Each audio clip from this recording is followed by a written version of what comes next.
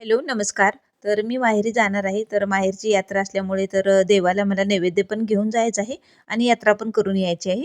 तर असाही नैवेद्य आगळ्या-वेगळ्या नवीन पद्धतीचा नैवेद्य बनवलेला आहे. तर हे खास नैवेद्य आहे देवांसाठी.